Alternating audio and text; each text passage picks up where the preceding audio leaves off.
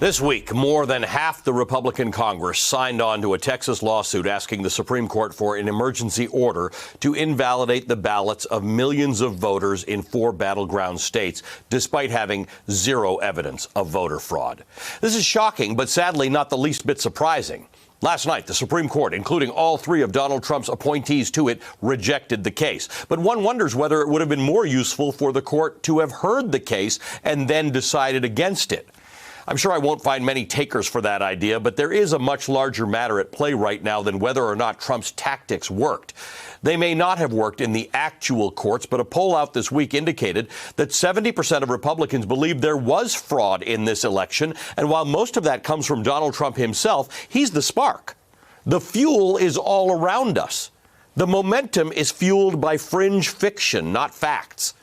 Months ago on this show, I warned that congressional candidates who hold dangerous fringe views could potentially be elected. And they were.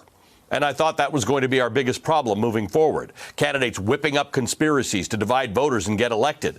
I failed at the time to recognize that the dangers are far greater. Since November 3rd, elected members of the GOP and their constituents, not what you'd ordinarily think of as fringe groups, have pushed actual lies, setting their highly selective outrage on anyone not in favor of overturning the election, the actual will of the people who voted Joe Biden in and Donald Trump out. It's one thing if Biden's victory had been like Trump's, an electoral college win, even though one person or more people voted for his opponent. But 7 million more people voted for Joe Biden, and of more than 50 cases filed, not one court, not a single one, has found a single instance of voter fraud. No multiple voting, no dead people voting, just people not voting for Donald Trump. To these conspiracy theorists and congressional enablers, it doesn't matter that there's no evidence of voter fraud and that count after recount has shown Trump to be the loser each time.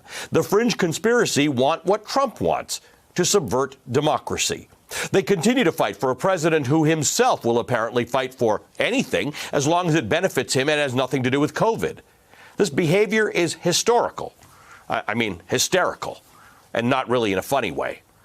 I don't know whether the fringe found Trump or Trump found the fringe, but this stuff is real. From the ridiculous but increasingly dangerous Stop the Steal movement that is encouraging Americans to take the so-called stolen election into their own hands, whatever that means, to the consistent undermining of the coronavirus, Donald Trump and his enablers have brought the fringe into the middle of the most important issues that this nation faces.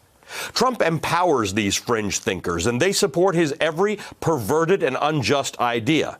It's a dangerous relationship that is damaging the foundations of our democracy, and Trump just doesn't seem to care. He continues to test our norms, the Constitution, and the freedoms under his manipulative, fact-free, but substantial weight. He is, after all, still the President of the United States. Hey there, I'm Chris Hayes from MSNBC. Thanks for watching MSNBC on YouTube. If you want to keep up to date with the videos we're putting out, you can click subscribe just below me, or click over on this list to see lots of other great videos.